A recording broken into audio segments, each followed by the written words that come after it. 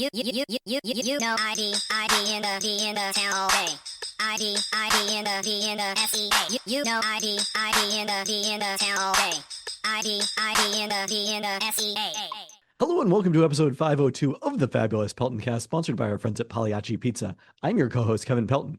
And I'm Tristan Carcino. And we're coming to you from separate locations. I'm in Seattle, Washington, home of the AL West champion Mariners. And I'm coming to you from Renton, Washington, home of the Super Bowl 60 champion Seattle Seahawks. It feels great to say every single time. They've got a trophy projected onto the wall of the VMAC when you drive by, reminding us about that Super Bowl victory. Oh, it feels good.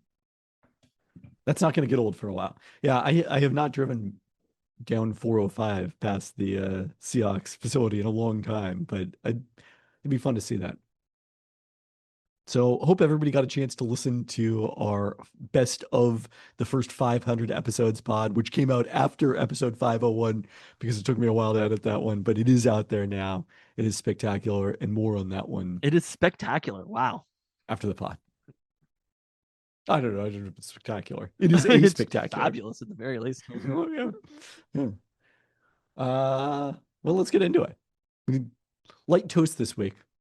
We have a congrats to our favorite Washington athlete, Damian Lillard, Hello. who won the 3-point contest at NBA All-Star Weekend amidst his Achilles rehab. Still does not plan to play this season, but was cleared to go out there and do the light jogging between the racks, and obviously can still shoot threes, even well sidelined for the entire season. And you know, if he's going to do it, why not win the whole fucking thing? This was awesome. This was probably the most fun part of All-Star Weekend, right? I mean, the games turned out to be quite fun, but yeah. There were some good games. It's the timing of it's so strange, and the setup is a little strange for me, where I was like, what's going on? There's the 4 teams that have happened, and the championship game wasn't that exciting, but the Correct. earlier ones were. Yes. Well, for me, this was the most exciting part of All-Star Weekend, seeing Dame Lillard back in a Blazers jersey, winning the 3-point shootout. This is his first time actually like on a court in a Blazers jersey since he came back. I hadn't really processed that part of it. It all feels right. And it's funny, I was listening to the Peltoncast 500th episode anniversary special, and we had that argument about Sue Bird, where you're basically like, if you're starting out really good, I wouldn't have bet against somebody being good after an injury. And I remember when the Blazers signed Dame Lillard, I was like, oh, it's basically for show. You know, that was kind of my takeaway when they did it. And you were like, no, he was like a top 10 player in the league last year. The expectations should still be fairly high for Dame Lillard on the Blazers in 2026-27. I mean, it's going to be interesting to see how it all plays out, because it is Denny Avdia's team now. So, you know, Dame's going to have to fit around to him, but it is also interesting because like, we don't really know what Scoot Henderson is going to be. He just came back from his hamstring tear that sidelined him for the first 3.5 months of the season, or 3+ months. So it's tough to know exactly what the Blazers are going to look like, but they're already a play-in caliber, you know, around 500 team, and Damian Lillard will probably be one of the best new free agents next summer. That's awesome. Yeah. No, I mean, I remember distinctly watching Dame in the playoffs, not the year that they lost in the second round to was it the Nuggets? I want to say. This is the most recent playoff appearance they had in 2021. Yeah, Dame hit like the deep 3 to extend to like send a game to overtime, but he ran out of gas. Yeah, I mean, that was a game where he had like 30 in the second half or something. I have always argued Dame is a distributor first. Yes, he is a great shooter, but he is somebody whose game, he's never played with that great. Like Denny Avdia is going to be up there as far as playmakers that Dame has played with. And I think Dame is very comfortable, and obviously Giannis too, but like Giannis's game is not exactly that. They didn't necessarily much. I mean, CJ McCollum is, you know, a shot creator in his own right. No, and they were good together. Never been an all-star. Denny Avdia was an all-star. I think Denny is, maybe a better player than CJ in his prime. Yeah, that's what I'm saying. So I think you have to consider him a better player at this point than CJ in his prime. But I do think Dame has been pretty desperate to play with somebody like that, to be able to just distribute when he needs to, because he was drawing so much attention in that series. He's older now. He's not the same player, but like I think Dame can be very successful. This is the exact opposite of my super take. Well, hopefully you've learned. I mean, also, this update that we're getting in just a second here might just make the whole Blazers conversation a little bit obsolete, but should we just lead into that? Yeah. The NBA Seattle update sponsored by our friends at Pagliacci Pizza. I guess this is the best part of All-Star Weekend. Adam Silver, the NBA commissioner, as he always does, at a press conference. It was at like 1 p.m., which threw me off a little bit when it first started, as opposed to, it's usually at 4 p.m. before these events start at 5 Pacific time. Here's what he had to say on the topic of expansion in the wake of, a lot of buzz on this. My sense is that the March Board of Governors meeting will be having further discussions around an expansion process. We won't be voting at the March meeting, but we will likely come out of those meetings ready, prepared to take a next step in terms of potentially talking to interested parties.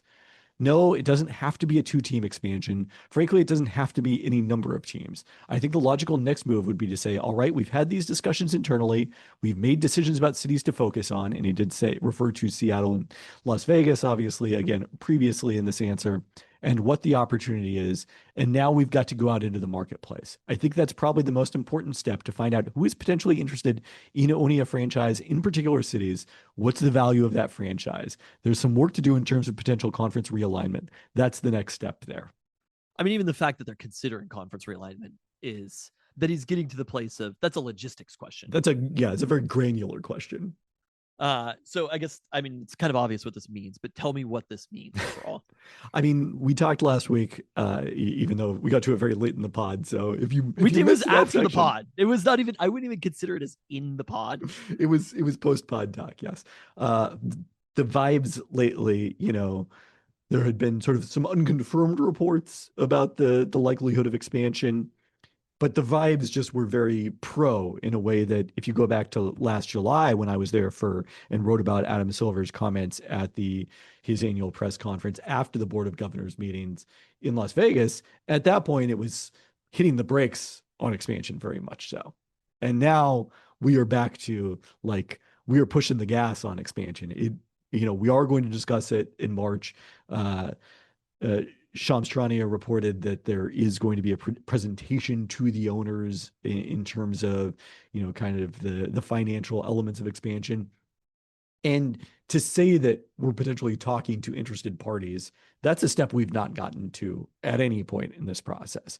And one of the things that the Kraken ownership group in their pursuit of the return of the Sonics has always said is, we don't want to get ahead of the commissioner, we'll be ready to talk when it's time. And now we're looking at next month. It could be time. It could be go time. Interesting.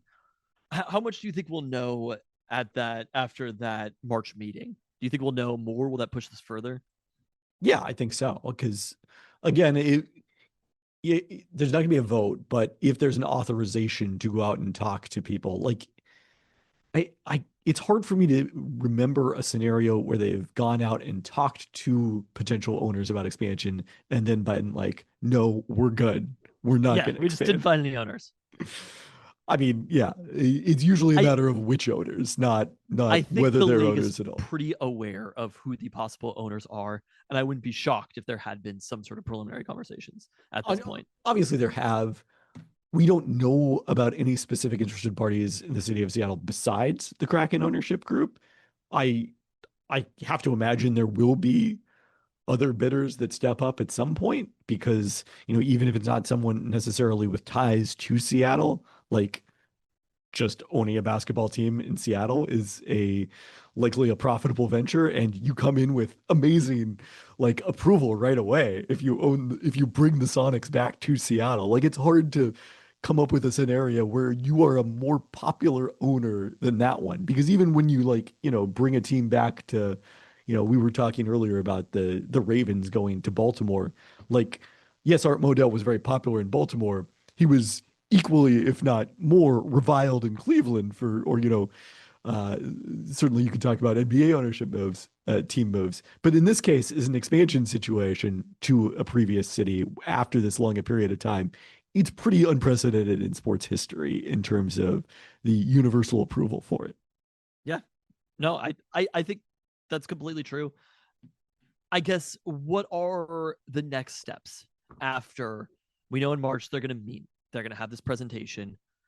There's a likely chance they go out and talk to interested parties. What does the summer look like? When could this possibly be announced?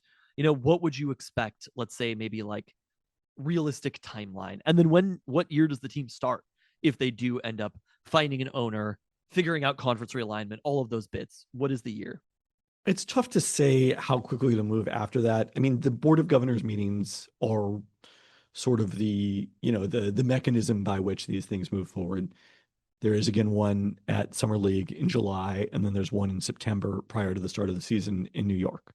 So either of those are plausible cases where you could actually be putting, the prospect of expansion to a vote, I would say. Do you think July is a possibility? It's plausible. After that happens, I think you're talking about probably not necessarily 2 full years, but 2 calendar years. So if expansion teams are approved sometime later this year at one of those 2 remaining Board of Governors meetings, then I think it is plausible that they could start playing in 2028. If it stretches into 2027, then we're probably talking about 2029. If it's not approved until 2027. Correct. Okay. But I mean, there is value to the owners to getting this done sooner rather than later, right? Because the expansion fees are going to the owners whenever it happens. I don't know exactly how the mechanism on that is. I think there's probably like a series of payments. I believe that was the case with the Kraken. Got it. So, you'd get an initial payment right now and know that you had more installments coming before the teams fully enter the league. It's not like you go to the bank and pull out $10 billion and then well, only Steve Ballmer when he bought the Clippers, and it was not 10 at that point. It was a much smaller number. Wire it to the league, ACH transfer. Can I get the confirmation on that one? Yeah, do they take PayPal? Venmo? But okay, so there's a legit chance that 2028, 2029 NBA season. I think that is within the realm of possibility based on this. So now some of the things that we will likely find out in March are, are they going to talk to potential owners in other cities besides Seattle and Las Vegas? How will that process go? Is it going to be, they name a price and the owners have to meet that? Or is there going to be more of an auction style process? Will that price end up being the same for both teams? As we've talked about before, there are apparently more very wealthy people interested in owning a team in Las Vegas than in Seattle. So, but maybe some of those people, if they get the sense that it's not going to happen in Vegas, pivot to Seattle. I mean, everyone is so focused on like, people from Amazon or, names like that it's also kind of interesting that this is happening simultaneous to the Seahawks sale, which we haven't heard a lot about lately, but we haven't heard it's not happening. But it doesn't necessarily have to be someone with Seattle ties. Like Tom Dundon doesn't have any specific ties to Portland. Just there's only 30 teams. And if you can get one of them, then you often try to do it. Okay. Is there anything that you're hearing kind of behind the scenes, people talking about this that you can share? Or what is the general like feeling among NBA circles about expansion? I think that the tone has shifted within the last few months. Okay, so I guess why do you think if the tone could shift positive, can it shift negative also, or is this a tidal wave? It can shift negative. We saw that in the past where, if you go back to when we wrote about this at ESPN.com in the fall of 2024, at that point, we thought it was, pretty close to a foregone conclusion as well. Not the public commentary from Adam Silver was not this far along in the process, but it felt like at that point the train was on the tracks and then it reversed on the tracks, which I don't think trains can do. So that is always possible, and we have heard a lot. Bill Simmons. You came to the right place to hear about trains. This is definitely a thing that the Pelton brothers know about. Oh. As you know, planes are my thing, not trains. Yeah, outside of the dreams, I don't know anything else about trains. Is Bill Simmons? Have you watched Train Dreams, by the way? No, but we definitely will by March 15th. Hurry up.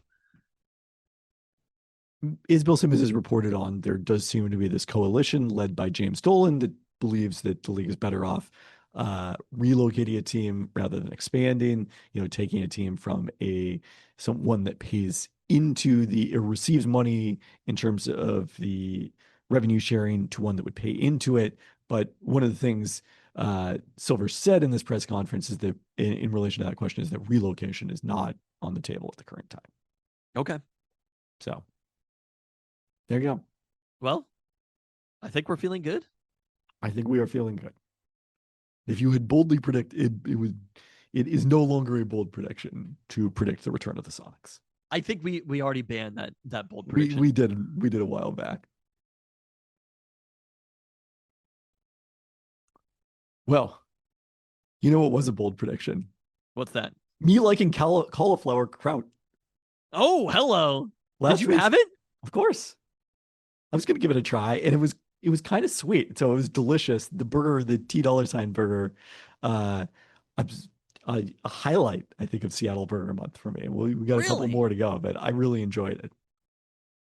So it's too late for you to get that, unfortunately. But week 3, I also to Did answer this the open questions, you up to a world of pickled things? I mean, the sweetness was rather key, whereas, I mean, there is such a thing as sweet pickles. I don't know. I just Yeah, don't like literally, cucumbers you're either. like, I could never find a sweet pickle. Okay. I know I would not necessarily say that it did that. And so to answer some of the listener questions coming out of our conversation, I'm not sure if I've ever had like a legit Reuben from like a real deli. I don't think that's what I got the one time I went to a New York deli, but that was a very long time ago, so I don't specifically remember. Most of my probably pastrami experience has been with the tatstrami. I don't think the tatstrami has sauerkraut, does it? No, it's a different sandwich. Exactly. So It has Russian dressing, which it's amazing. This is not an insult to Rubens, by the way, but like Rubens are phenomenal. I'm just a little shocked that you haven't had one. I mean, I've ordered Reubens at places that are not delis before, and perhaps they had sauerkraut, and perhaps I'm just glossing this over in my no sauerkraut memory. I'm mostly saying that I've never put it on a hot dog. I've never actively sought out sauerkraut, but sauerkraut may have found me at some point. Wow. Okay. So Did we talk about when I went to? We talked about when I went to Cats in New York. I'm sure we did. Okay. There is an episode like waking up to fly at like 5 a.m. after doing that was one of the worst decisions I've ever done in my entire life. There was an episode in the inaugural run where I talked about my New York deli experience, but I've not listened to it back to find out what I actually ordered. All right, it's week 3 of Little Woody's Seattle Burger Month. We have the Hanbaga from Yasuaki Saito of St. Bread, a quarter-pound Royal Ranch hamburger patty that is supposed to evoke meatloaf that's on the menu, I believe. Oh. Not necessarily at St. Bread. I think it might have be at one of the other locations. Shredded cabbage, white onion, sesame slaw, white American cheese, bulldog kewpie, and then on a St. Bread milk bun, which, hello, yeah. you had me at St. Bread milk bun. Are you doing all these? Yes. Okay. Yeah, it's on the meatloaf is on the menu at the Whalen Mill, their sister restaurant. Okay. So I wish there's a Little Woody's closer to me. It really drives. Just can we have a business that's not afraid to open in Renton, Washington? you do have one. Who's that? Top Hot. The Seattle Seahawks. There we go. and the Seattle Sounders FC. Unfortunately, neither of them serve fast food. Not to you. I guess that's fast food. Well, okay, but that's what you're looking for in terms of, or I mean, Taco Time Northwest is not afraid to open in Renton. Hey, look what it did, Little Woody's, for the Seattle Seahawks. Look what it did, Pagliacci. Look what it did, Cafe Vita, to the Seattle Seahawks. You would have won Super Bowl 60 if you were in Renton, Washington. But alas, have fun in Bellevue. Did you know about the Voodoo Donuts in Bellevue? Voodoo Donut in Bellevue? Maybe vaguely. I don't know. It definitely wasn't the thing I paid close attention to.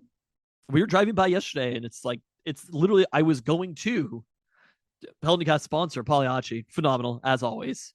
I was going there on Main Street. I just was driving by, and I was like, oh, shit, that's over there? They said they open in October. Yeah, I did not know that. Honestly, donuts are pretty good. Yes, they are. I'm boldly saying these extraordinarily popular donuts are pretty good. Poorly, but like downgraded by hipsters donuts. downgraded. I agree, they're downgraded by hipsters. It's just it's accessible. All right, time for the round. Oh no, I guess we're time. Time It's for the time roundup. time for the Mariners. I actually don't have any specific Mariners notes this week. Do you have any Mariners notes from Spring Training? Nope. Time for the roundup. Okay, there you go. We'll start playing some games at some point here. There we go. Dynamite. Kraken represented in the quarterfinals of men's hockey at the Olympics. You've got Philip Grubauer and Germany taking on Slovakia at 3:10 a.m. after we record this Pacific Mark your time. calendars. And then Wednesday morning, 9:10 a.m., Capo Kakko and Eli Tolvanen in Finland taking on Switzerland. So there you go. Some Kraken. I also heard Bjorkstrand, his team, oh, he's not on the Kraken anymore. I heard him though. It's like, oh, that's a familiar name. That was nice. All right, Seattle Sounders are ready to start the MLS season, the seemingly interminable MLS season beginning Sunday.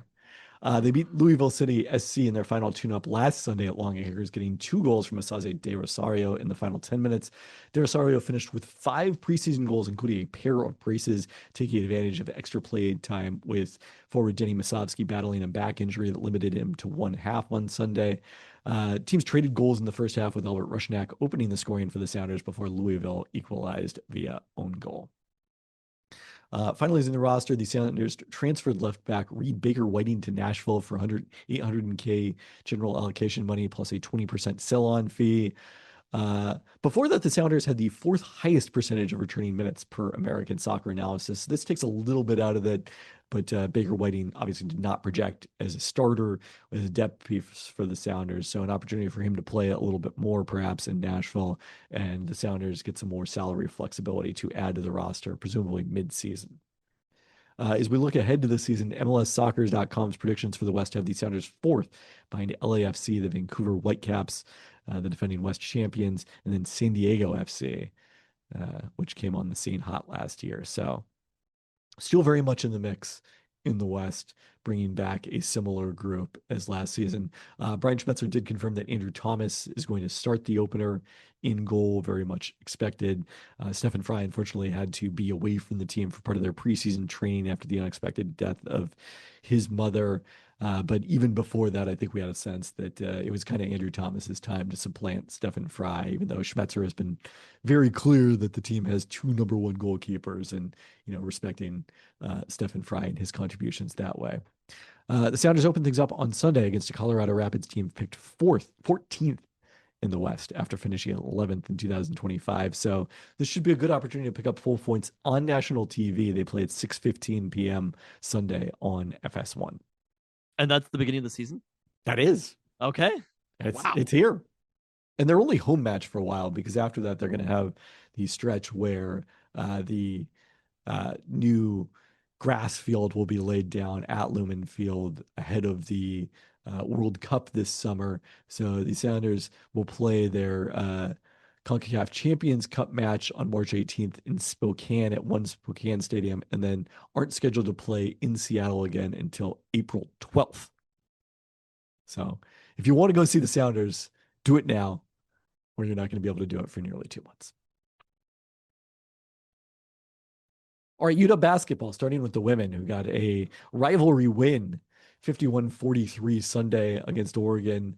Watched basically all of this one, and it was a game where the Huskies came out on fire, had a huge lead in the first quarter, then Oregon made up all of it in the second quarter, and back and forth in the second half as both of these teams were defensively ahead of where they were offensively, but Huskies able to make enough plays down the stretch, hang on for a key win against their rivals. And as we talked about, a team that, is in a relatively similar position as we project ahead in terms of bracketology. So, this is one that is going to matter, I think, at the end of the season, especially if the Huskies could get a win in Eugene to go with it. Huskies in this one led by 17 points from Savia Sellers on 6 of 16 shooting. She was the only Husky in double figures, but Avery Howell continuing to play big, 9 points, 9 boards. Huskies move to 9-6 now in Big Ten play with 3 games remaining in the schedule. And it's going to be a tough one on Thursday as they take on number 2 UCLA. The Bruins are 25-1 with their lone loss coming to number 4 Texas in the Players Area Championship in Las Vegas. They're coming off a loss to UConn in last year's Final Four. They are 3 wins away from a perfect Big Ten season, with all but 2 of those wins by double digits thus far, Wow. and were the top overall seed in the initial top 16 revealed by the selection committee. They're number 1 in adjusted offensive efficiency, number 5 in adjusted defense on Bart Torvik. So not a lot of weaknesses to attack here. And they have 4 players in the first round of Michael Vogel's latest mock draft at ESPN, led by center Lauren Betts. That's also like 4 players in the first round. This is the WNBA. This isn't like an NBA draft. That's more than a quarter of the round. Yes, there are Yeah. 15 teams now. Gabriela Jaquez and Kiki Rice, also amongst them, is 4-year starters at UCLA. And then Gianna Neepkins, new face to UCLA, but a familiar face to the Huskies, having transferred from Utah.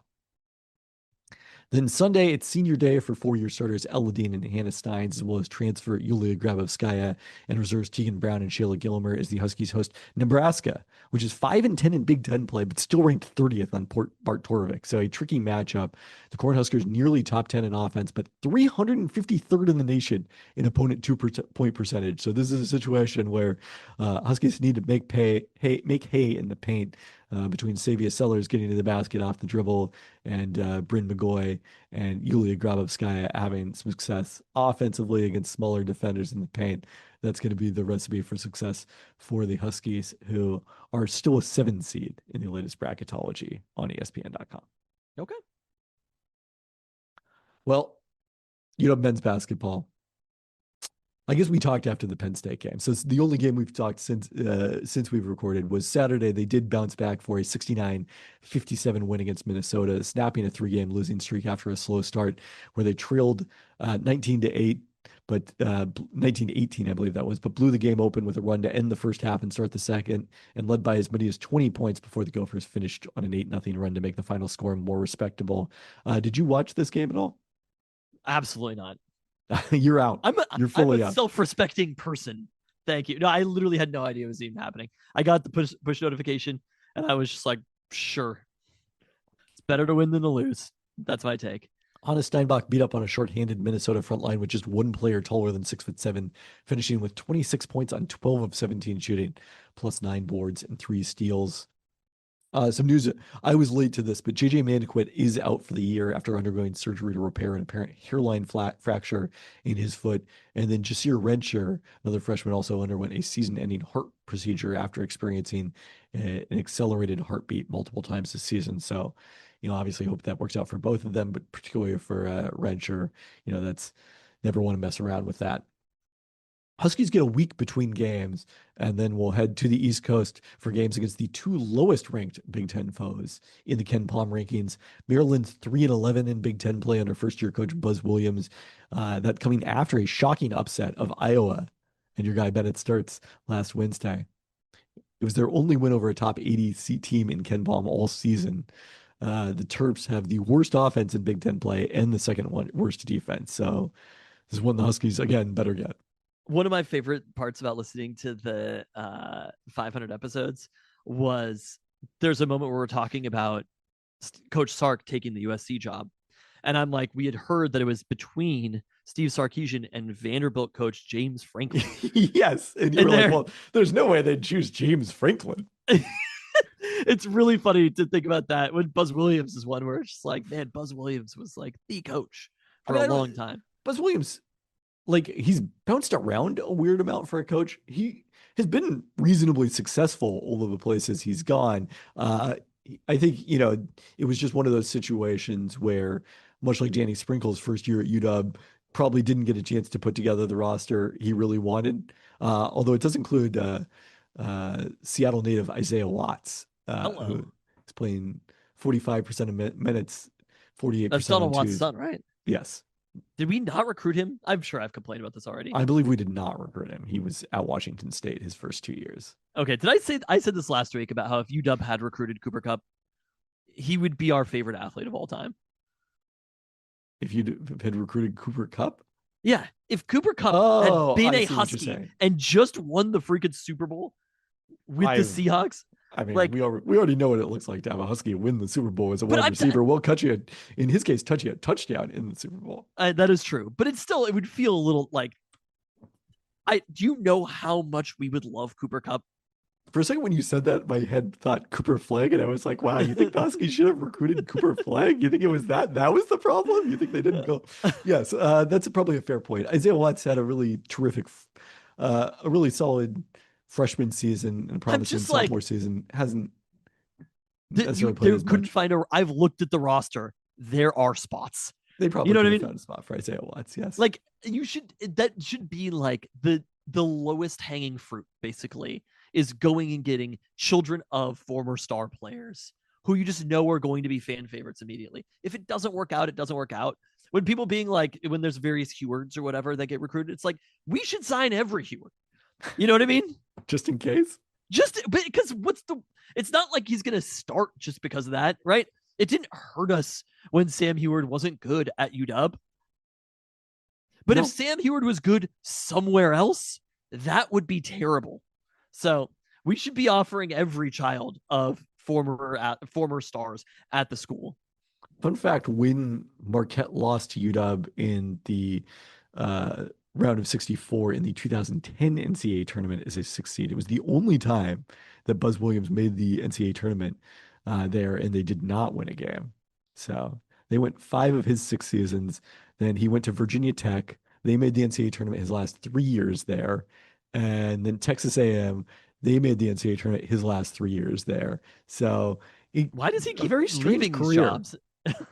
I think he got more money from Maryland, or at least, a longer contract. Than Texas A&M? I don't know. I don't know what to tell. I mean, Maryland does have a huge basketball tradition. They started the year ranked 34th in Ken Palm. I don't know what happened. Maybe they had injuries. Guess I should have done more research. Texas A&M just needs another edge or something, so they can't pay Buzz Williams. But I'm just like a little coaching surprised. Texas A&M now. No one I have ever heard of. Bucky McMillan, who was formerly at Samford. There was another Heward. This is slightly related to Husky football. There's another Heward who was being recruited by UW, right? And this is Brock's child. That sounds right.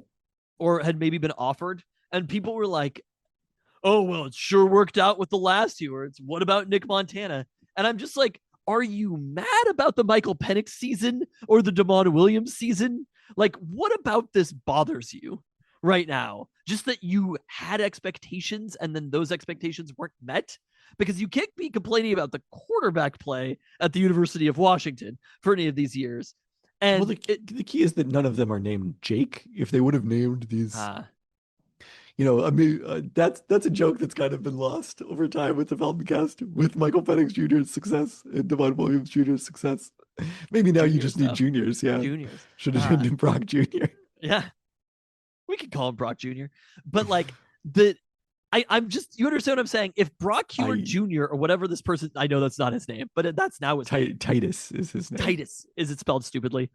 No, it's spelled appropriately. Okay, fine. I'm a little surprised. Don't give me. I thought it was going to be a tragedy, but that's okay. What spelling were you expecting? Tytus? Teigh.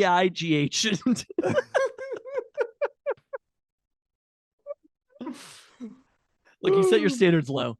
But the pessimist is always right or pleasantly surprised. If Titus Heward is good at USC, do you know how pissed we'll be? But if Titus Heward comes to UW and doesn't play and transfers somewhere else, that's fine, right? Because at least we'll have had the chance. And it's the same thing. Look, Cooper Cup, I get it, right? Sometimes you miss on prospects. They just missed. It's fine.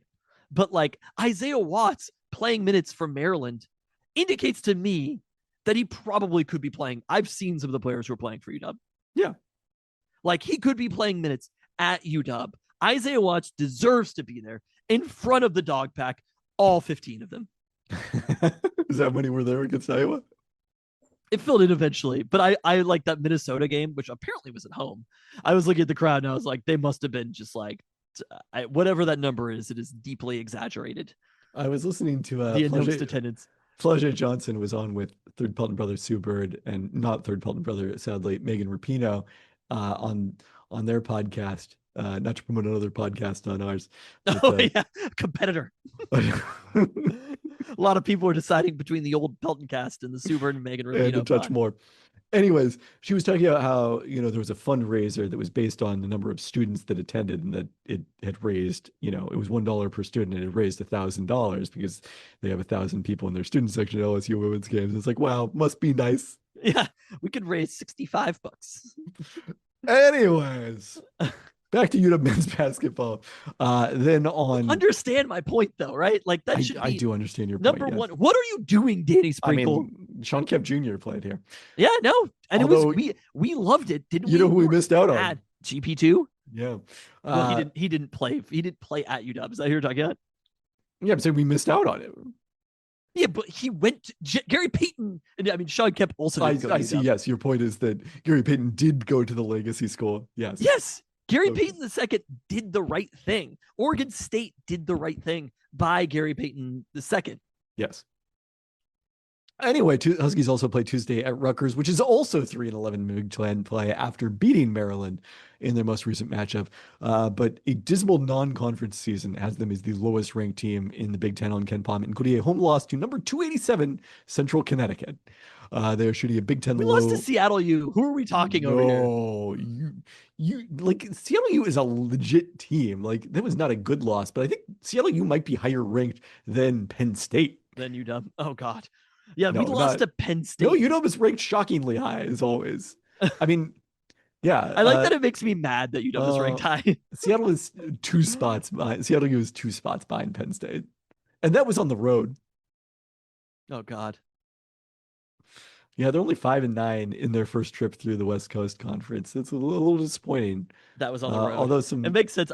That they were exhausted from the crosstown travel. Although, several close losses, the overtime loss at Gonzaga, obviously, but also a 2-point loss at Pacific and a 1-point loss at Portland for Seattle U. So a bummer for them. Anyways, no, Seattle U is way better than Central Connecticut is the point here. Cool. Rutgers is shooting a Big Ten low 47% on twos, also last in defensive rebound percentage. So this should be a big one for Hannes Steinbach. I've been playing a lot of 2K lately with Luca. This is completely unrelated. But like thinking about where I know where like players in the 90s went to college, but modern players, I have no idea. Partially just because it doesn't matter as much because you play 1 year. There's 4 of them. For what? Well, schools for some of the players who aren't one and Exactly. dones. Yes. Yeah. Like, yes, Jalen Tyson, which we know him. I know him as Cal, but it's also Texas and Texas Tech, I want to say. It's definitely not the same as it was in the 90s, like where players went to college. But there's some random ones that I know from the 90s and now. He was asking about VJ Edgecombe, and I was like, I'm pretty sure he went to Rutgers, which I was wrong about. He did not. He was not part of that team with Dylan Harper and Ace Bailey. I'd forgotten Ace Bailey, that he was the other guy. But like, who's better now, by the way? Neither. Of Dylan Harper and Ace Bailey? Yeah. Dylan Harper. Is he playing well? Yeah, in a season where either Cooper Flagg didn't exist and Colin Knippel, because Colin Knippel's really good. And B, he wasn't playing for one of the 5 best teams in the NBA. Dylan Harper would be getting a lot more hype. He'd be rookie of the year or something, or like, in the conversation. Like he is a potential all-star. Like he's fully on track to be everything that people thought he was going to be. It's just that all these top 4 are really outstanding. But one of my favorite things to do about the NBA, because I just have paid so little attention to the NBA, especially not having like playing video games and not really watching a lot of the games, is trying to figure out what players do. And my latest one is Dyson Daniels. What does Dyson Daniels do? Well, he has one of the highest steal rates in NBA history. Does he? Okay. I was like, he must be a good defender. For Defensive Player of the Year last year. Because this dude in the game is a shooting guard who has a D+ rating for 3. And I am like, you are not helping me at all, Dyson Daniels. He's rated like an 86 or something in the game. And I'm just like, what do you do? Well, before I would have told you to put Vit Krejci in there, but now he's on the Blazers. Oh, now I know Vit Krejci. Oh, put him in instead of. Yeah. No, playing with the Hawks was a bleak experience. I mean, CJ McCollum and Nickeil Alexander-Walker is a nice combo. CJ was the only good player for me, but it's because I know what he does. So you're only good with players who Yeah. played in the NBA prior to 2020. I didn't mind. No, Na was fine, and Onyeka Kongwu, I was like, I learned throughout the game I don't know what if he you know does. this, but Onyeka Okongwu was one of my big dunked on mock trade deadline acquisitions. Really? That 2 first-round picks is the Celtics to get him. Oh, to get a Kongwu? Yeah. Do you think they would have done that in real life? No, because that trade did not happen. Well, just because it didn't happen doesn't mean like I we don't know that the Celtics proposed it, do we? we don't know that. Just, if you're like, would a team do this? You're like, it didn't happen, so no, they wouldn't do it. I don't think it would happen in real life. Also, do you want to guess who Luca's team is now? Speaking of college basketball. Is it Iowa? No, they're not in the Big Ten. I'm trying to think of like I don't know how you would ever guess this, but who's like a fun college basketball team to root for. I don't. I really have no particular guess. it is New York's team, St. Syracuse? John's. So the Johnnies. Oh yes, of course. Yeah, no, we love the Johnnies around here. Yeah, that's a fun one to pick. That's a good one. Yeah, Zubia Giafor, we're all in. I don't know their roster as well this year as I did last year. I watched a lot of RJ Lewis Jr. Before he was briefly an NBA two-way player. Just Bryce Hopkins, yeah, he had the altercation there at Providence last week. oh yeah, And Dylan we Mitchell, showed him what's what. Dylan Mitchell, speaking of guys who have played for a lot of teams, like I remember watching him a lot at Texas as an NBA draft prospect, then Cincinnati, now St. John's on team number 3. I just know if I lived in New York that I would be all about Johnny's basketball. I'm sure you would, yes. Did they play in the 2 different arenas? And also just like seeing stuff in Madison Square Garden, it feels legit. Like when you see that on a Saturday morning, a game happening in MSG, you're like, this feels good. Yeah, Rick Pitino doesn't like it because he feels like it's less home court advantage, especially when they play against the teams that, a lot of He wants visiting fans to go be in the more Italian sounding arena. Is it We named gotta after get- Luke Carnesecca? Yeah, Carnesecca Arena. Okay. He wants to be back in Queens, baby. You remember Luke Carnesecca, right? I do not remember Luke Oh, Carnesecca. okay. I guess that's the 3-year age gap is significant there. He was the head coach of the Johnnies. Yes, in For the a long 80s. time. He also was the analyst on the NBA draft in the 80s, including the Michael Jordan draft. Really? Luke Yeah. Carnesecca. All right. Yeah. But yeah, no, I get it. He wants to be back at the Italian arena. It makes sense why Rick Pitino would want to be there. When Feels he more was- comfortable in Queens. when he was retiring, the late John Thompson famously he had like a blazer and then opened it up to reveal it was basically like a Biggie sweater because Luke Gucci Carnesecca's sweater. trademark was the sweater on the sidelines. I like it. Yeah, no, we're all about Big East basketball. Well, Big East is great. All right, UW football, some unexpected news in the middle of February. On Tuesday night, offensive coordinator and quarterback coach Jimmy Doherty apparently confirmed the report by Matt Zenitz of On3.com that he is leaving the program, posting a farewell on Twitter. And Jed Fish also had a tribute to him, all indicating this is going down. Zenitz and his colleague Chris Hummer later reported that longtime NFL offensive coordinator Matt Cavanaugh has emerged as a candidate to join the UW staff. Cavanaugh was the offensive coordinator for the Bears, Ravens, and Steelers from 1995 through 2008, including winning a Super Bowl with Baltimore's defensive-led team in the early 2000s. Then most recently for Washington in 2017 and 2018 under Jay Gruden, has not held a formal It's coaching like position. the exact opposite of what any NFL team is looking for. I think it's true. Like, I they're saw like, that are the- you 16? Do you know Sean McVay? Do you know Kyle Shanahan? Instead, Jed's like, are you in your 60s? Maybe We'll get to almost that. 70? I don't think Come he's on actually over. going to be the offensive coordinator. I didn't realize there are 21 new NFL offensive coordinators. That is a bonkers number. It's 2/3 of the league. Literally, Uh, the second Clint Kubiak met 2 tight ends, all of a sudden there are 21 new offensive coordinators.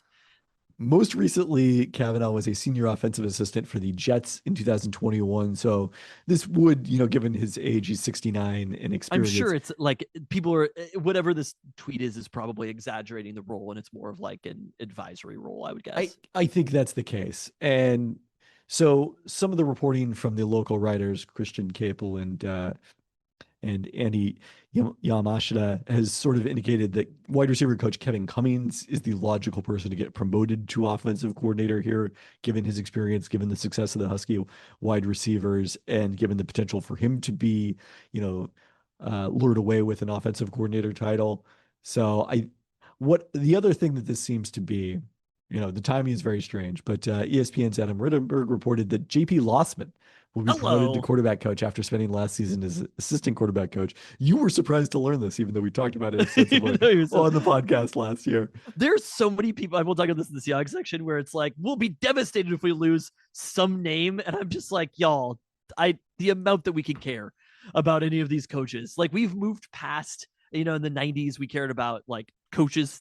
And then we moved past that to caring about coordinators. Now we're like, if the run game coordinator is gone, it's all going to fall apart. And I'm just like, we all need to cool off here. It's like the domino meme where Rick Dennison's departure, and then it's Seahawks fall apart. I am fine with not knowing that JP Lossman was on the roster, but I've always loved JP Lossman. It's true, including his Tulane's finest for the Seahawks. Oh yeah, Christian I Kibble definitely remember. Noted Lossman has already been more active recruiting off campus this offseason, which was maybe an indicator that something was going on here since Jimmy Doherty was not. And it feels to me like this, as much as anything, I don't know. It seems unlikely that just in February, Jed Fish decided to scapegoat Jimmy Doherty for the fact that the offense wasn't very good in big games.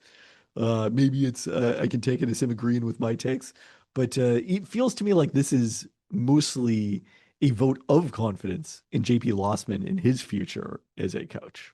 There we go. And then you want to kind of bring in Matt Kavanaugh to, along with Jed himself, oversee his development into possibly a future offensive coordinator and play caller. But also, isn't this a vote of confidence in Kevin Cummings as well?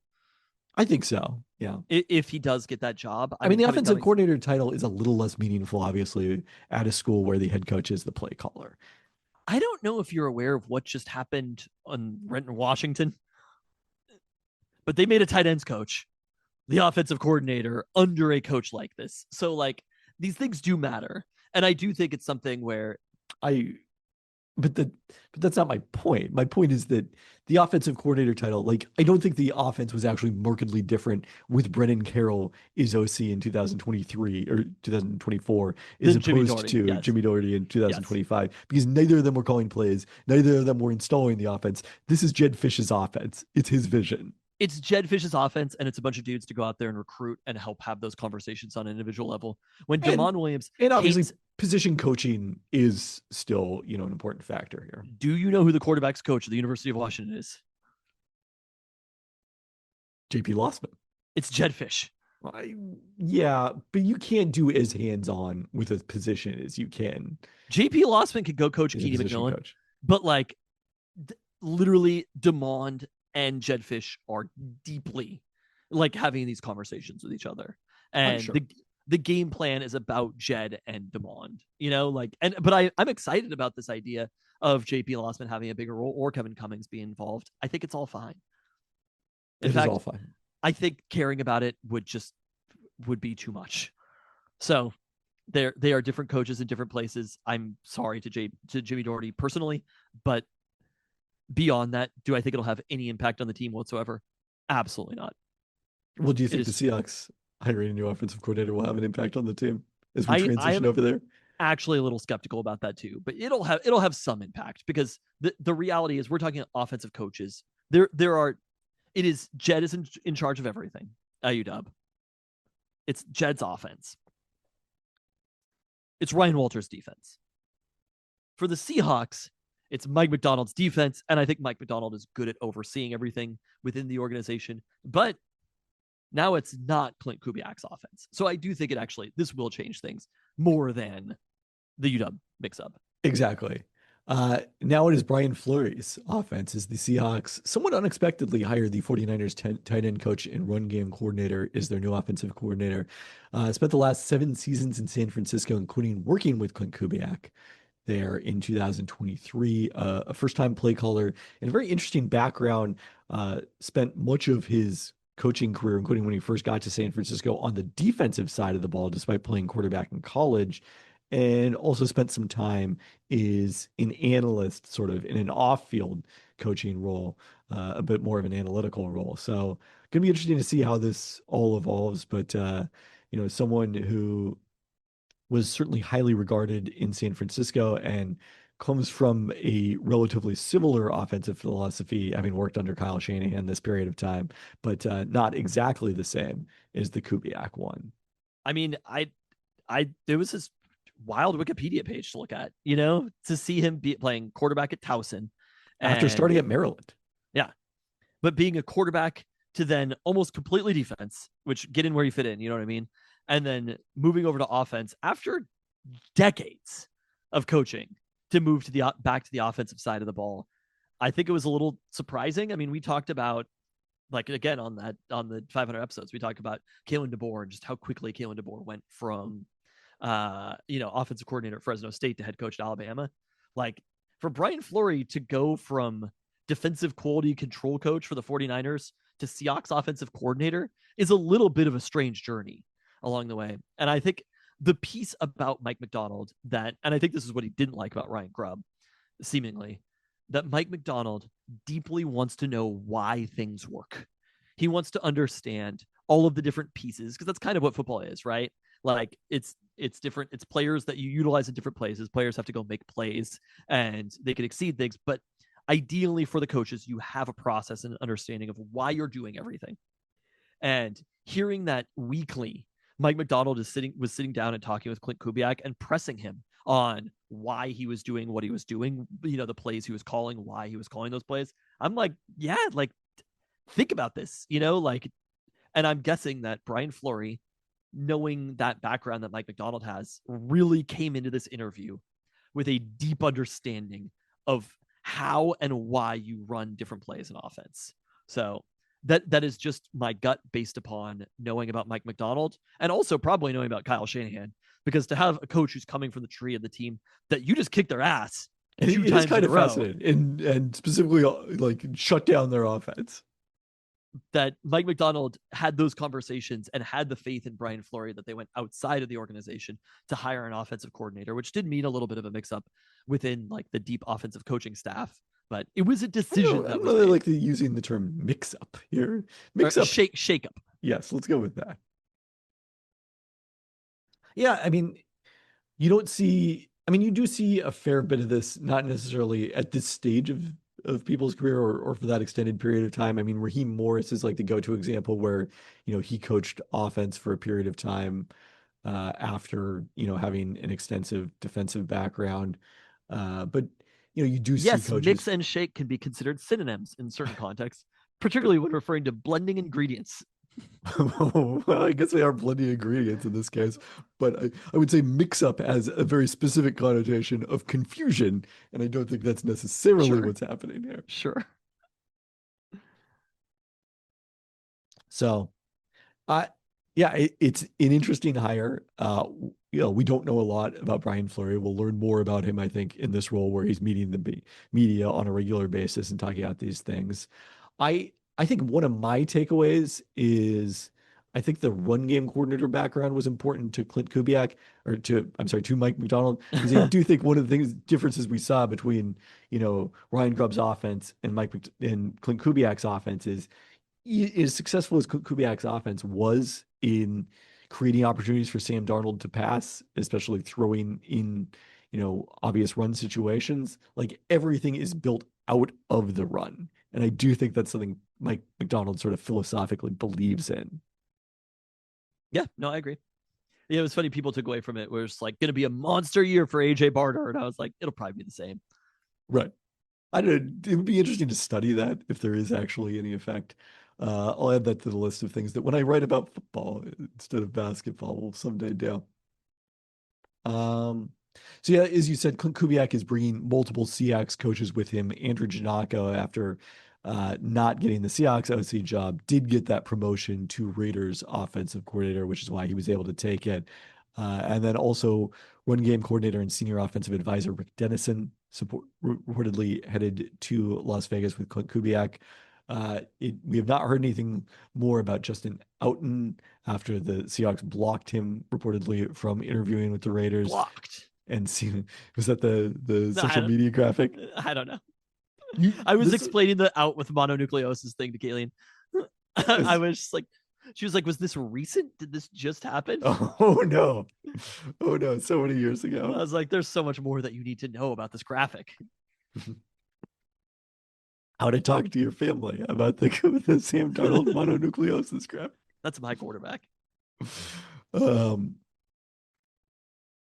So we'll see if there's any more shakeup of the Seahawks offensive staff. I mean, the other piece of this, besides Kubiak wanting to bring people with him to the Raiders, is that obviously, Brian Fleury is going to want to have an opportunity to bring in some of his own people, but it does feel like the Seahawks want to maintain a degree of continuity here, and that even though they didn't promote from within, the fact that they, hired somebody from the similar tree did suggest, they don't want to overhaul things.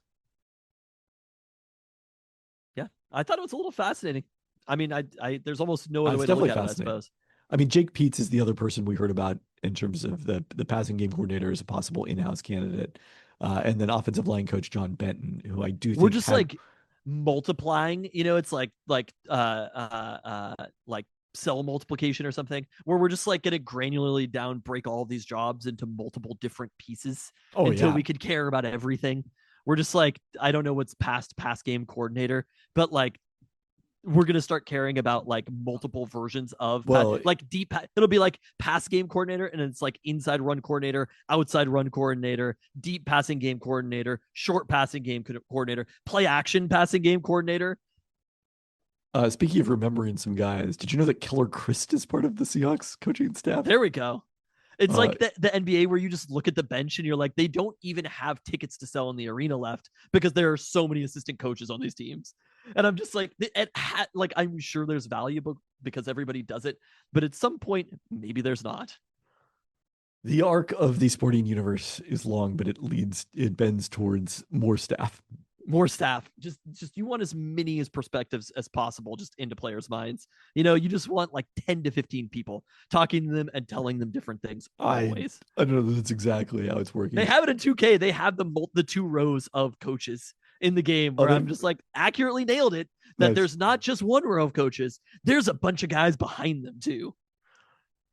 Well, one of those new voices, the Seahawks hiring former Ravens defensive coordinator Zachary Orr, is inside linebacker coach. Coordinator. Inside linebacker coach, and then outside linebacker coach. We're like, I mean, they've always had that. I know. Or replaced Mike McDonald in that role after working under him when McDonald was defensive coordinator. In the same role, he was the inside linebacker coach when McDonald was defensive coordinator in Baltimore. Or played linebacker for 3 seasons for the Ravens from 2014 through 16 before being forced into medical retirement and immediately joining the coaching staff. So he was someone we talked about when McDonald was first hired as a potential defensive coordinator candidate, ended up sticking around in Baltimore. I mean, but now coming to Seattle. Yeah, one of those silver linings of John Harbaugh leaving for the Giants as well is that those coaches were opened up and Mike McDonald had the relationships with them and was able to bring folks over. And the Ravens defense, frankly, was not as successful this past season as it had been under Mike McDonald. I don't think that's Zach Orr's fault. Zach Orr's fault. Probably not. And one of the things that's been mentioned is the Seahawks view him as a potential future defensive coordinator if Aiden Durde gets a head coaching job. If, the Seahawks lose another coordinator after next season. All right, last bit of Seahawks news. Adam Schefter reported the Seahawks are unlikely to use either their franchise or transition tag on Super Bowl MVP Ken Walker III.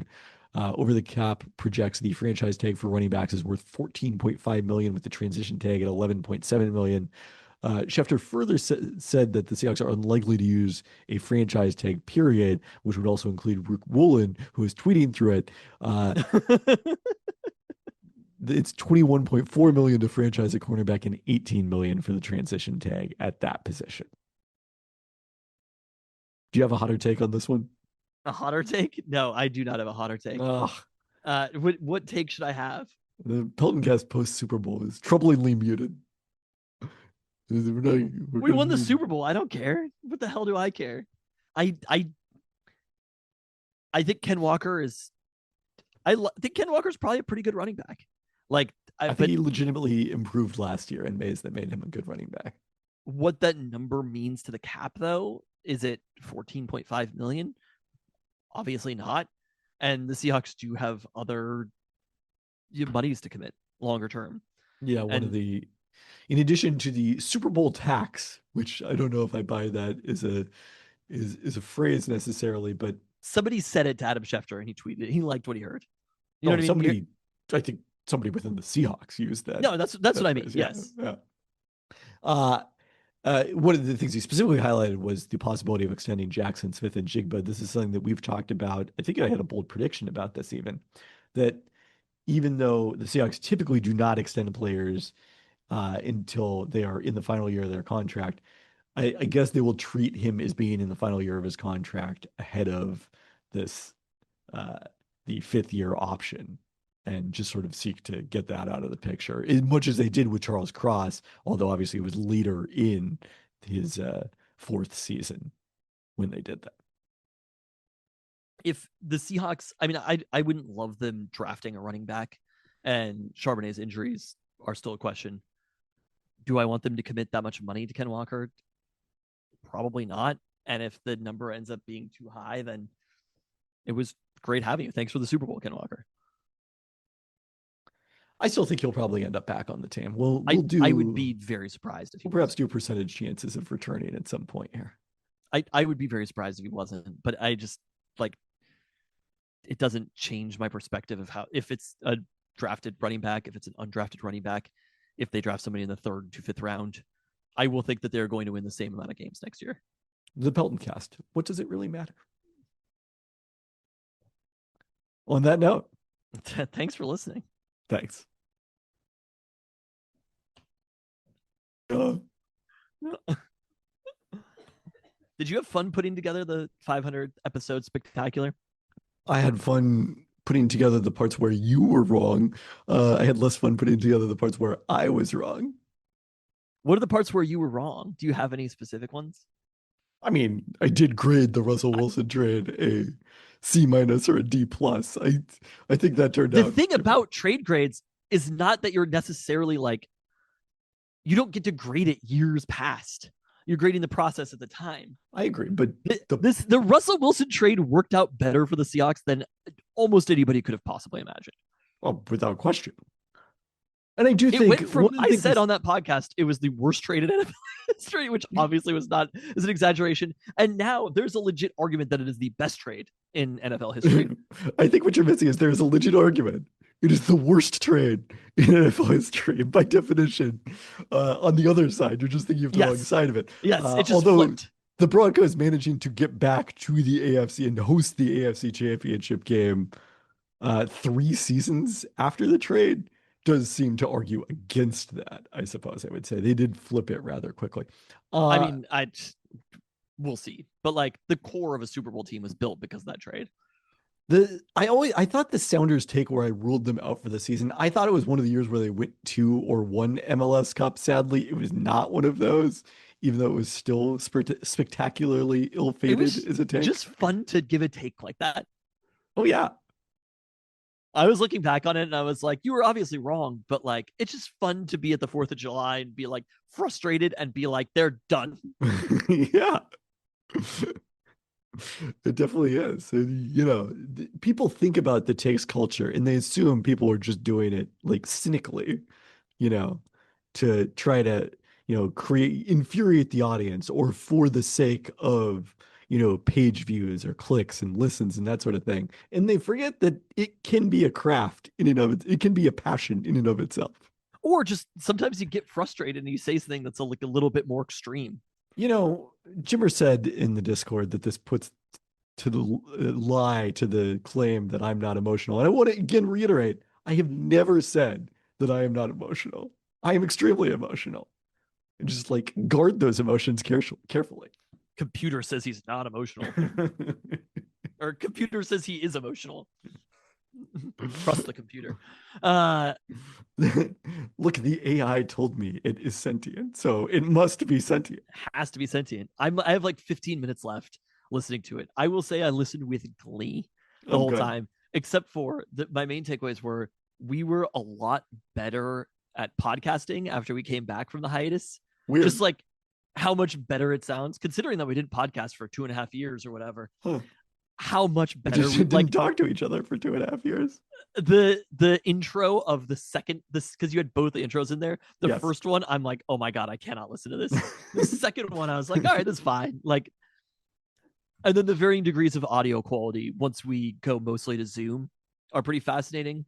Well, some of it was I had an issue with some of the recordings as I saved them. For some reason, there was a degradation of quality. So I fixed the extended ones like Sunday night before I posted it, but a couple of the quicker segments at the end did not get entirely updated. There we go. Fabulous Peltoncast. Still not caring that much. I mean, look, this is not my real job. But I also was thinking about like no thing. It's almost like a history of Seattle sports for the last Well, 13 I kind of years. leaned into that. I mean, there's an alternate version where this is more like, things that are in jokes in the community. I had searched for those, and some of which, I might have included more of them. Or we could have done, something I thought about is like clipping all the third Pelton brothers and having Yeah. like a compendium of that. Instead, I leaned into That would have taken more, so much time. a lot of time. I leaned more into Seattle sports as told by the Pelton cast. And Yeah. the one segment about UW men's basketball. For a very short period of time, too. It wasn't even a long segment about UW men's basketball. But No. the number one takeaway that I have is basically like, and this is a good thing. This is actually why we pay attention to sports. But the future in sport is pretty completely unknowable. As much as you want to assume that you can know it, even hearing talking about like Cal Raleigh, like people might go back and be like, oh, I knew he was going to hit 60 homers or whatever. Just like, it was Cal Raleigh's career has been a surprise. And by person, you mean you, because you mentioned him as a person to watch in the 2025 Seattle Sports. No, he was already very good at that point. But I'm talking about when he hit the homer to clinch the division. It was like I was like, Cal Raleigh's even putting together like a pretty nice season. I remember the bold predictions for 2023, I'm pretty sure, coming off of that season. I didn't end up going with this as my bold prediction, but I said I considered Cal Raleigh is an all-star. And I believe you scoffed at that notion. Again, I don't have the bandwidth right now to go through and find that segment and find out whether that's correct and append it to the pod, but that's my recollection. Yeah, I mean, his WAR in 2022 was like 3.9. It was like he kind of put together like a pretty nice season. Right. And which and at the notable time you because could see that it tells a story, but like it doesn't, those don't always tell a story, Right. Sometimes you think it tells a story and then it turns out to be nothing. The other thing we did not get in there that you had asked for was your Kyle Seager Jared Kelenic PowerPoint. Jared Kelenic the audio is probably PowerPoint terrible on that. from the 2023 Peltoncast live show. I did love the bold prediction, like not my bold prediction, the Mariners hot take leading into that season. I think you had my two favorite Mariners hot takes that you included, which granted, I'm sure which is there's something. The one coming out of last year? The one coming out of last year, I literally teared up in the kitchen. Wow. Listening to it. Wow. I was just like, that is number one to me. The one heading into the season 2023 is very fun to listen back to. Just talking about at Christmas Day, I was thinking about Teoscar Hernandez. The one where I said, I was like, on my child's birthday, I was thinking about Colton Wong. I had no idea what I was going to say, and I legit laughed hearing Colton Wong's name. Colton Wong was one of the unexpected names to pop up there. That one was so funny. We associate the no holes so much with Tommy LaStella, who again was not mentioned that because we did not expect that he was going to DH at opening night. The funny part is all the other holes that were revealed in the no holes discussion above and beyond Tommy LaStella. 2019, Colton Wong, MVP 20th, Gold Glove, higher WAR than Cal had the year we were talking about. Yeah. Yeah, sports. You is would have not definitely a expected a bounce back 4 years later. No, I mean, he was like 2021. He had 3.3 WAR. Colton Wong was pretty good. No, it's not that you were crazy to think that Colton Wong would be an adequate second baseman. When Colton Wong came out of my mouth there, I definitely laughed out loud though, or I was like, but I did think that was very funny. And then going through all the moments last year, I remember writing it and being like, I actually at the time thought it wasn't complete enough which is funny because now listening and I was like, wow, I was talking for a long time. I gave a lot of different memories from that, but it is kind of what I stand by, that like sports are stupid. You know what I mean? Ultimately, none of this matters. It's all stupid bullshit, right? And the thing that I was talking about is basically like sports are the way that we process the world. You know, sports are the way that we come back to all of your memories from childhood, right? Like you can name like every memory is attached to a sporting event, and it's almost like we Not create these every memory, just the vast majority of them. but like the amount of memories that I could be like, what were we doing this day? And you're like, oh yeah, this thing happened in sports. And that's how you remember it. And I do think that's part of why we cheer for sports, is because it creates these little landmarks in our life for us along the way. And it's like, okay, I now am remembering myself, this memory that you have, and it's attached to a sporting event. And I think that's a lot of like, I genuinely, people who don't care about sports, I am curious how they do that thing. I mean, I think there are other things you can do that with. Concerts, in the same way as attending sporting events, movies. What was my life like when I went to this movie? Who did I go to it with? I mean, there's more than, Yeah, no, those are good ones. Yeah. But, so I don't think sports is the only possible hobby. I want to be clear here. No, I'm not saying it's the only possible hobby. No, you're right about those two things. It's part of. I think those are exemplary. If you go to the theater or go to yes, the orchestra, whatever. Baseball in particular, though, is like football is less about, I think, the memory, like maybe the people you watched it with. Football is actually more about the event itself, I think, than baseball is about everything else. Oh, 100%, of course. Baseball's about the hang. That is why baseball is such an important sport. And also at the end of it, when I was like, baseball is the fucking best, and we're here on February 17th, and I'm so hyped I'm like, thank God the football season is over. Now, and also our introduction where we're like, if you want to hear about the Mariners, find another podcast. Go elsewhere. I'm literally wearing a Mariners hoodie. And I'm like, yeah, we won the Super Bowl, but let's see what happens in baseball season. But have you seen what Kate Anderson is doing in spring training? That's what you're really excited about. I watched that full video. It was long too. What about Ryan Sloan? Did you watch him? Maybe I only watched the Ryan Sloan one, not the Kate Anderson one. Okay. It was Ryan Sloan against Cal and Randy and Naylor, right? Yep. Also, Naylor wearing the Storm jersey. I'm just like, come on, dog. I mean, we talked about it in the Discord. Naylor is just already, he's actually perhaps Seattle's most Seattle person. Yeah, despite only having been here for 7 months. I would maybe have to give him performative man accusations, but he's so good at this that you're just like, absolutely not. Do your thing, Nails. Do your thing. The man does not miss. He bats 1,000 off the field. But is he maybe an Oregon fan? Was there? I guess there was a thing about that. That's 0%. 0.0%. Oh, no. Wait, you mean he's a Washington fan? Yeah. I saw a car today with an Oregon license plate, and I was driving along, and it really ruined my drive. I was really riding high from baseball. And I saw that, and I was like, oh, come on. Right in front of my face when I'm feeling good here. So, but anyway, yeah, listening to that take, like literally, I'm happy that you included the entire thing because it was a long take to conclude that. And I was just like, damn, this is the best Mariners hot take that I ever gave. Yeah. So the fights were good. I won all of them. I do. You still think you won the Sue Bird fight? I thought my attitude during it was kind of funny because I remember being like animated during it, and listening back, I was kind of just like exasperated, or just kind of being like when I said at the end where I was like, I'm arguing about this like I care, and I was like, that was a different one because the Cam Newton fight was on Zoom, and the thing about the Cam Newton fight, I may reference it. It was.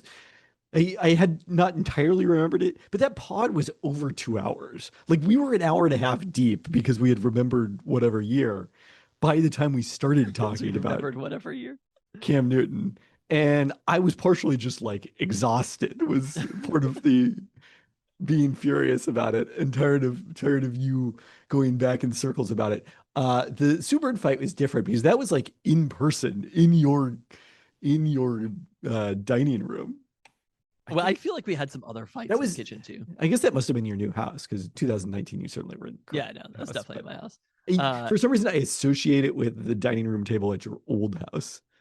I don't know why. Also, the Luis Trends hit that, like, I'd completely forgotten having Mike on and talking about that stuff. So it was pretty fun to hear from Mike along the way.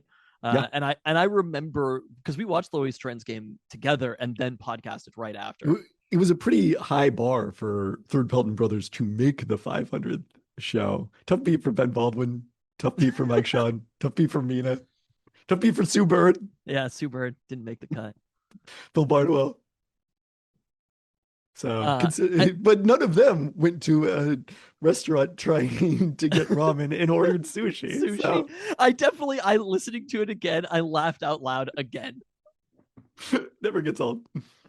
Hearing him say that. But my other takeaway was I really earned that MVP this year and every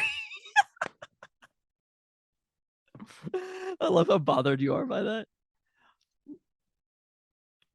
No, it was very fun to listen back to, and I was definitely like, you know what? Over 500 episodes, there's a small bit of good content in there. Yeah, at least two solid hours. Yeah, 2 solid hours of good content. I'll give feel- us that. Our tone has never changed I think it's changed a little bit. since the comeback Okay. episode. I Yes. feel like the intro of that, I was like, that could be a podcast right now. Other than the Mariners. But the very, like, I would be fine with. It's like, you know, like you have like early albums before. I mean, you I think became we successful. delivered some of our, like, obviously we delivered some of our most important podcasting in 2013. You know, we originated some things. And oh, by the way, I wanted to note this. The Russell Wilson Pro Football Reference page, me referencing $65 being an Oh, yeah. exorbitant sum for that. Like, Yeah. why the hell didn't I sponsor that too? I wouldn't even have Are noticed those the money was sponsorships missing. still up? I don't know if they still are, but there was a point where they, you know, they stopped doing it and grandfathered in people who were sponsors. And so it's like we could have been the Jermaine Curse page sponsors, you know, Did we like let it long lapse? through our, yeah, we just decided not to do it the next year because we weren't podcasting. Remember? Oh, So- you would have had to re-up it per year. God, Jermaine Curse is so young still. They showed him at the Husky game. I was extraordinarily hyped. Wait, the The one you Huskies- were at or The Huskies lost. the Penn State game? No, the Iowa Or game. are you saying at the Iowa game? Okay, yeah, the one you lost. Yeah. I did not go to the Penn State game. Jesus Christ. I'm not that much of a sicko. At the Iowa game, they showed Jermaine Curse. I was so hyped. We're like standing all alone in the very last row of what I will call the East End zone of Heckhead. And I'm like the loudest person cheering in the entire building for Jermaine Curse. Love it. I So- think they must have avenged. Oh no, here, Russell Wilson is still sponsored. Oh, wow. by- By who? Check out the hats that Beast Russell and Mode? celebs wear now. Yeah, no, that would be very funny if it were Beast Mode. Some sort of advertisement. It's lame, but you know what? God, that could have been us. it would be awkward now, actually. It would have driven so much traffic. But also, You yeah, could have that's not added the listener. a thing that By the please way, don't. I had a thought the other day. Yeah. So I was at the Chuck Klosterman book reading for his What? book Football. You didn't know about this? No. What, is it not your job to inform me about these things? I guess I just assumed that you see the things on the Discord, I had no idea. which there was extensive discussion about this. There was extensive. Was it in one of the channels I don't go in? Books. Books? Yeah, it was in books. God damn it. But you've been in the sides a little bit too. I have so many, like the ones that are white right now, which Seahawks is just because I haven't clicked on it. Storm, not too often in there, especially this time of year. NBA, absolutely not. Soccer, I don't think I've been in there ever. Food, sometimes. Beer, never. Gaming, never. Books, I may have clicked on that at some point. Will it tell me when the last time I clicked on it was? Oh, it says February 6th. So Yeah, We'll we'll show see. you what's on red. the last time I went in gaming was January 11th. Beer was December 18th. Food, February 8th. Soccer, February 8th. Not that long ago. NBA, February 15th. Storm, I ended January 28th. You're missing out. Dom Malunga has dunked multiple times now in Really? Unrivaled. Really? Had like a breakaway dunk after picking Marina Mabry clean in the open court tonight. So Every once in a while, I stumble upon a conversation. I'm like, wow, that's interesting. Over in one of the other channels. anyways, I was thinking to myself, man, all of these people would be ideal listeners to the Peltoncast. Were there a lot of people there? It was jam packed. Where was that? Town Hall, Seattle. Is that the town hall? Yeah, Was it ticketed? it was. How much was it? It was only a suggested price. Look at Chuck. So What was the suggested price? $20? 15.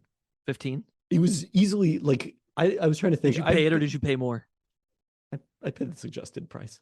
I've probably been to at least 8 Chuck Klosterman book readings in Seattle, Wow. and it was by far the most. And there was one it was in 2018.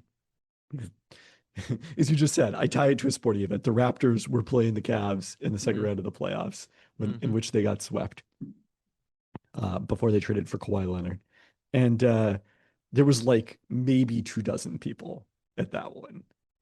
That was the only time I've ever asked a question at one of these, I think. I wonder why this one was so much more popular. I think the fact that it's football and it's Seattle and the Seahawks just won the Super Bowl is a big factor in it. But the last one I had been to at Elliott Bay, that one was also packed. That football book, have you listened to it, or that's how I consume books? Have you read it? I got it as a Christmas gift, but it has not yet arrived for some reason, which is a little perplexing. But You should have raised your hand and said, "Where's my book, Chuck?" I don't think he's personally handling the distribution. I'm not even sure that's an Amazon problem, but we'll see when it arrives. I listened to him and Simmons on the way to the Seahawks destroying the 49ers. And it actually made me more hyped about football. And I just really fun. I think Chuck Klosterman, and kind of what I was saying, is probably pretty bad at forecasting the future because he's trying to forecast the future. But he would acknowledge he's bad at forecasting the future. Maybe. He does it a lot for somebody who would acknowledge that. I'm pretty sure he said that the most remembered artist of all time will be or in 100 years will be Chuck Berry. And I was he did. But the premise of the book is that it's impossible to predict what things are going to be like. And so he was going to try. Future. And somehow he settled on Chuck Berry. I'm just who knows? I can't predict what's going to happen. I don't mean to predict that he's wrong by saying it's not going to be Chuck Berry. I would be very surprised if there was one artist that stood out from 1950 through 2020, and that artist was Chuck Berry. The point is the thought exercise. I suppose so. But the real prediction is the friends we make along the way. Some of his errors in thinking about things by making the predictions. And that's kind of what I felt about football too. Where again, listening to the one point that he was making where he was basically most people won't know somebody who plays football, was a little bit of there's a whole other country besides Portland, Oregon.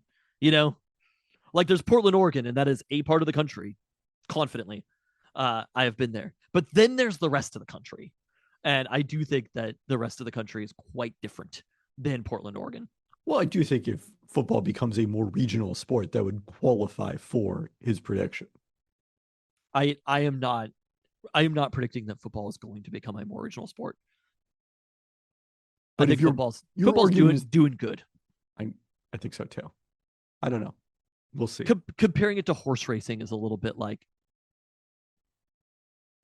but I don't think anyone, 70 years ago would have said, oh, horse racing is going to fall off in interest. That, I think, is his point. But I do think baseball is an interesting example where I do think it's possible that what happened to baseball could happen to football, where it is no longer America's pastime, quote unquote. But, as much as there were baseball is dying stories for, decades, baseball is still doing fine. We'll probably survive the inevitable strike/lockout coming after this season. Yeah, that was part of their argument. They were like, look what happened to baseball. And I'm like, it's great. I'm like, what do you mean what happened to baseball? I just said I was happy that football season was over because now it's baseball season. I look forward to you rediscovering football at some point in the future after you leave it. I genuinely think that it's so hard because I don't want to say that there's more people who care about baseball than football because I think that is untrue. It is decidedly untrue. Actually untrue. There are more people who care about football, but the fact that they play baseball and the size of stadiums that they play baseball in and how many games they play is It just is like quite fascinating. Yes. it is inarguable that it is the most attended American sport. Yes. And when people look at stuff like average attendance, it's just like you literally cannot compare these two things. You cannot compare attendance between football and baseball. It's also the most viewed American sport. So it's just it has to be processed in a way that people who are processing things have a hard time doing. It's not going to rank as like the top 100 broadcasts of each year because they play 160 games. But even like Game 7 of the World Series, I don't know if it cracked the top 100. I mean, I agree, but like when you look at it in totality, baseball is the most watched and the most attended American sport. And so to be like football could have happened what happened to baseball, and it's like it could remain extraordinarily popular for 100 years. I agree. Chuck Klosterman also espoused my long held position about college football, which is that the changes will be positive in the short term but negative in the long term. But I'm not sure I feel that way anymore. You think it'll be negative in the short term and negative in the long term? No, I think it'll be positive in the long term. I think people won't mind it from being professionalized. No, I think he is also wrong about college football. Like, I mean, again, like college football is at its probably maybe not most popular ever. College football is extraordinarily popular right now. It was funny, like hearing Luka talk about his teammates and stuff. None of the kids watch baseball, of course, because children just don't do that. None of the kids watch the NFL. The thing that the kids care about is college football. Wow. The video game made a huge difference. Like kids don't play Madden, but kids play college football. Interesting. So I think a lot of it is like, I don't know. Like this might be too Chuck Klosterman's argument, but like these kids, it's sort of like you sort of age into certain things. Like, am I saying that they're never going to care about the NFL? I don't think that's true. And when we were at the parade, there were a lot of young people who cared about the NFL and are fans. So all that it takes is every single city winning the Super Bowl every year to make some fans. There was one parent who asked a question at the Chuck Klosterman book reading with his child in his arms. And the kid who was, I don't know, probably 6 or 7, let's say, maybe a little younger than that, goes, yeah, not even intentional. Wow. Goes, my dad's an idiot into the microphone, and then was like running around and yelling. And Chikos eventually was like, yeah, this isn't working. You gotta like. He cut it off? He didn't let off. that go? The Peltoncast would never. Well, we do host our shows at 21 plus venues. That is true. So, Wait, so it's not an option. He was like, yeah, this isn't working. He moved on to the next question. Yeah. Did the guy get to ask the question? He asked the question. I don't think he got a full response to the question. What was the question? Can I answer? I don't remember the question now. Oh. Anyway.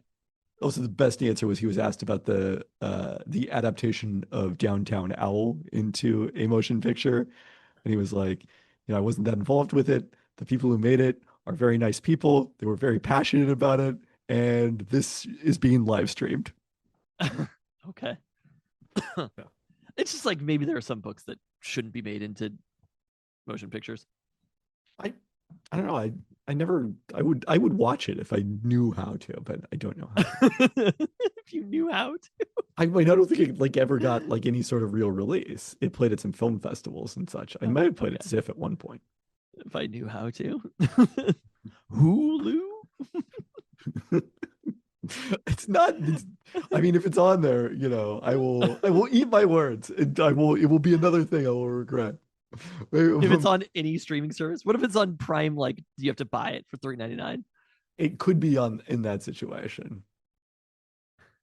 It does appear that I can watch it from $3.99. So I guess it's not that hard. You just don't know how. Look at all these buttons I have to click. The movie is in the computer.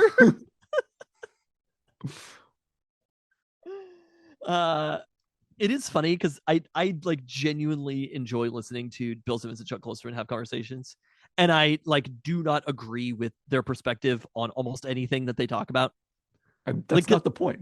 because I don't like when they talk about music, I'm just like, this is just like so deeply uninformed. And when they talk about sports, I'm just like, this is also still so deeply uninformed. Uh, and but like I still enjoy like it's almost like it's fun to just hear a perspective, you Right. know. That's really what I feel like Chuck Klosterman is about. Is just like I don't know if your perspective has like aged particularly well or is right overall, but I still enjoy hearing you talk about it. All right, well, it's easy. This movie is easily accessible, so we'll put this in the 1,000th episode, starring Vanessa Hudgens and Henry Golding and Oh, Ed Harris. I also thought that was very funny when you said on the Super Bowl you have to wait till the 1,000th episode to hear what happened. I was quite pleased with myself. Be just like it was kind of fun the early Which stuff like coming back. I actually like I wrote the script on the day before the Super Bowl. I legitimately did not know at that point how the Super Bowl was going to go. But you did. We all knew. But Bill Simmons didn't. The number one thing that I feel like Seahawks players have wanted to point out in the last few weeks is that they have known that they were going to win that game. It's almost like I'm not sure if it's even a compliment for them to be like, we knew we were going to kick their ass, but the confidence was. It's a compliment to the high. Rams. Yeah. But it was fun thinking back to like sitting in. I guess we were in your car when we recorded the post NFC Championship game podcast. But hearing, I was like, you had to put this right at the beginning of the 500th episode where I'm like, I've been drinking since 10 a.m. That's where it fit. Zach Whitman insisted that be in there. I don't think he realized that it was part Zach of Zach Whitman? Yeah. He was up on the Discord? Are you texting you? He emailed? No, that was on Blue Sky. Oh. Speaking of other places I don't go. This is a podcast about places you don't go and movies I don't watch. On that note. Thanks for listening. Oh, sign in here. Thanks.